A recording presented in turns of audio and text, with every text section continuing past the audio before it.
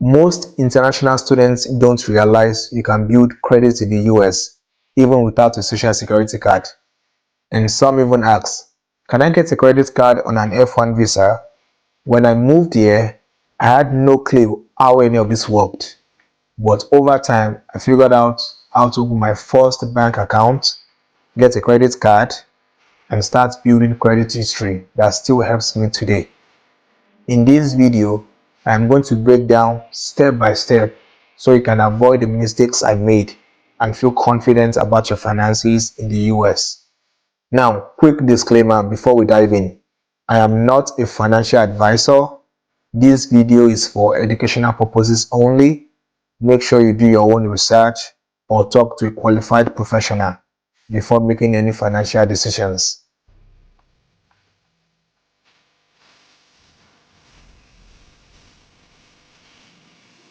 Hi everyone, welcome back to Wally Elevate, your faith leads, grit builds, and purpose first the journey.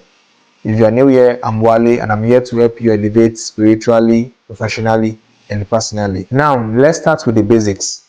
What is credit and why does it even matter? I don't know.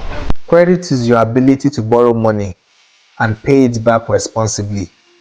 Your credit score is like a report card that shows banks, landlords, and even employers whether they can trust you financially. In the United States, your credit score affects so much more than just loans.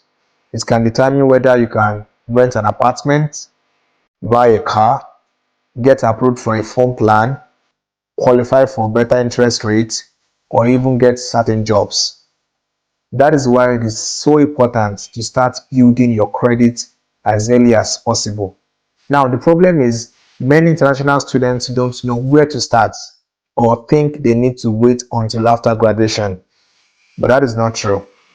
Before you can get a credit card, you will need a US bank account.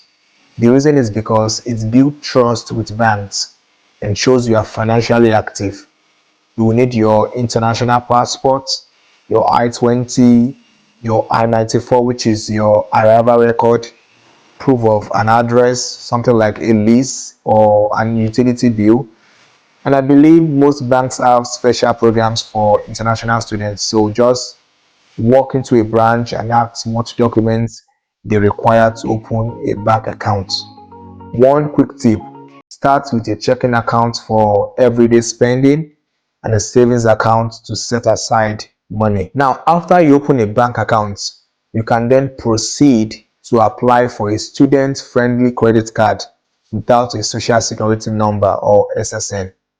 I believe this is the part that confuses most people.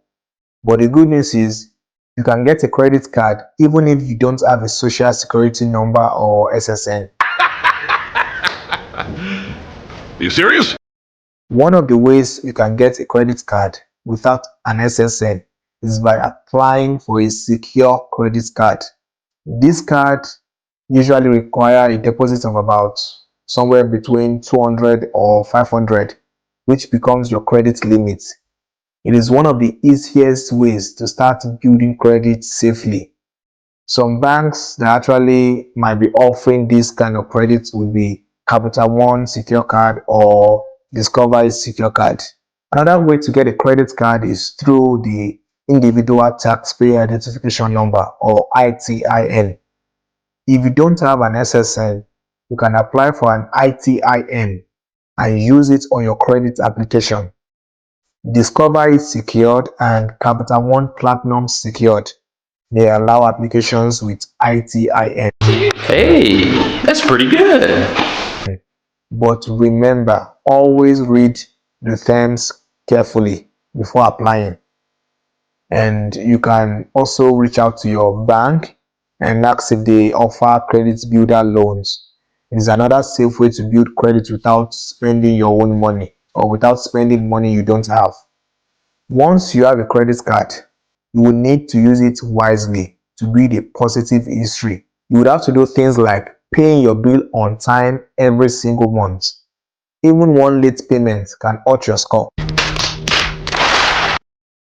You would have to keep your utilization low, which means you would need to spend less than 30% of your credit limit. For example, if your limit is 500, keep your balance under $150. Another thing is avoid cash advances and unnecessary fees. Only spend what you can afford to pay off. You should also check your credits regularly so you know where to stand. You can use free tools like Credit Karma, Experian, or your bank's credit monitoring system. This will help you catch mistakes and track your progress over time. Now, here are the biggest mistake I see international students make when building credits. The number one mistake is maxing out credit cards, thinking it will build your credits faster. No, it won't. Another mistake is applying for too many credit cards at once. Why? Another mistake is forgetting to pay on time. You can schedule automatic payments every month to avoid that. Another mistake is closing your first credit card too soon. I say this one is something that's really common. Don't do that. It can shorten your credit history. I still have my first credit card, which is over 7 years old. Another mistake is not building credit at all because it feels intimidating. Stop it. Get some help. Trust me, if you start small and stay consistent, your credit will grow over time.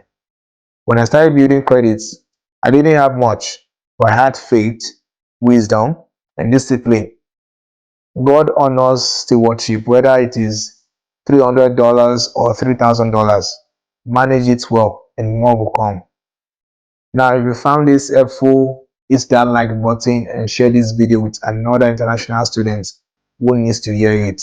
And if you have any further questions about credits or landing your first step job, CPT, OPT, drop a comment below. I read every single one of them. Remember, building a new life in a new country isn't easy, but you don't have to do it alone. Stay focused, keep learning, and don't forget, faith, grit, purpose. That's how we rise. Thanks for watching, and I will see you in the next video. God bless you.